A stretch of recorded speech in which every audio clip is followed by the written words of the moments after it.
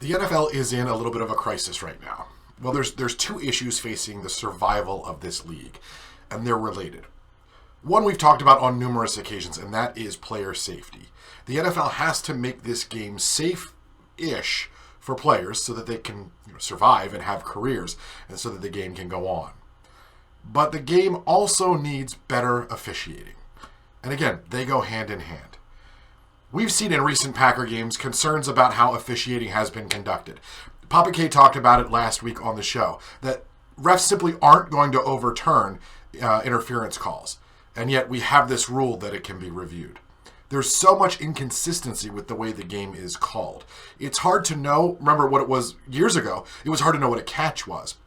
Now it's hard to know what pass interference was. And on a play where a penalty can cause a 45-yard penalty, a 45-yard gain, just on a spot foul, something has to get better.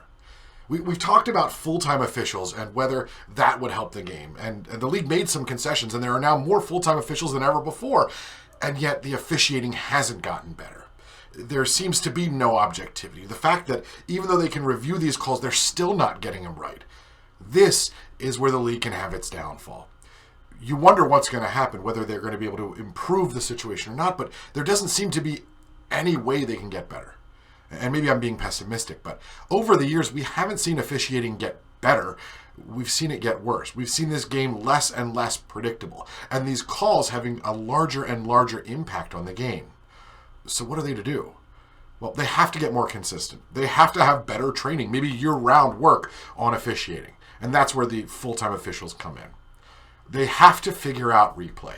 Perhaps takes replay out of the hands of the officials on the field at all. So they're not replaying or judging their own calls. That they're having someone upstairs or someone in New York, unrelated to that officiating crew, make the call. But it's clear. If you're going to be able to do something to protect the players, part of that is the officiating. And if you can't get either of those right, this game just won't last.